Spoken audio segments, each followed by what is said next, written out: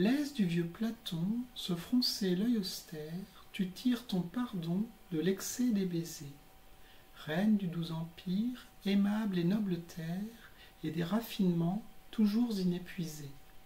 Laisse du vieux Platon se froncer l'œil austère. Et bien voilà, c'était la 5e strophe de Lesbos de Baudelaire. Et moi, j'en suis donc en semaine 4 de mes cours avec Mariella. On continue à travailler, des nouveaux exercices toutes les semaines. Toujours ma demi-heure de travail quotidien avec les exercices qu'on a vus pendant le cours. Et puis, donc, j'envoie le résultat de ma séance de travail tous les jours à Mariella, qui me répond 3-4 fois par semaine en me donnant des encouragements, des petites choses à corriger. C'est une lève-tôt, donc souvent je reçois les corrections, son petit message vers 7h, 7h30 du matin. Ce qui me met parfois en super joie quand j'ai bien réussi, et puis parfois me met un petit coup de boost pour ma journée. Voilà pour le travail. Un truc que je trouve top, c'est que elle m'a demandé d'aller voir un ORL parce qu'elle trouve que j'ai un petit grésillement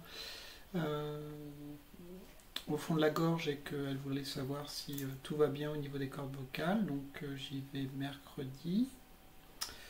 Et puis il y a Marie qui vient d'arriver, donc voilà, donc je suis complètement déconcentrée par mon amoureuse, c'est plutôt bon signe. Voilà. Et l'autre chose, c'est que donc Mariella trouve que j'ai du mal à détendre au niveau de la gorge et des cordes vocales. Je reste un petit peu tendue et donc elle connaît un spécialiste qui va pouvoir m'aider sur une séance à travailler ça.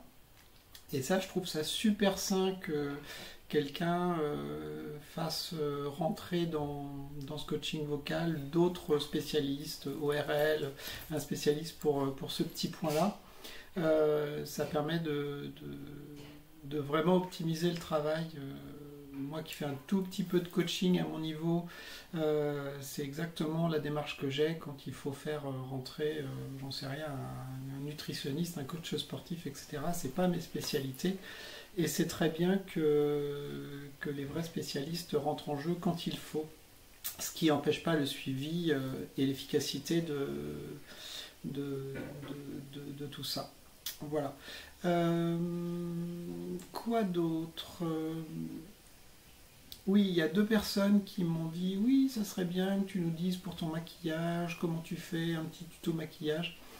Alors, pour l'instant, ça va être plutôt non, parce que je pense qu'il y en a plein, des femmes cis, des femmes trans qui font ça sur Internet et qui font ça très bien. Je suis vraiment pas une spécialiste, donc je pense pas que j'apporterai grand-chose, d'autant que c'est super léger et que c'est un petit peu passe-partout.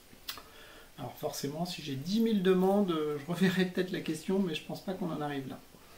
L'autre chose, oui, c'est vendredi dernier, j'ai été me faire tatouer. Alors j'ai un tatouage sur rond là, sur l'épaule droite.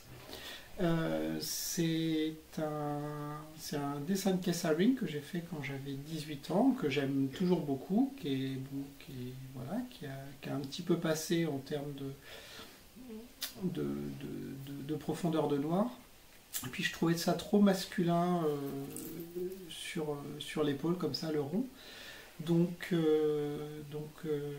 j'ai décidé de le faire habiller. C'est un cadeau de Marie qu'elle m'a fait pour mon anniversaire l'année dernière, mais qu'on n'a pas eu le temps de finaliser, entre le Covid, mon opération, etc.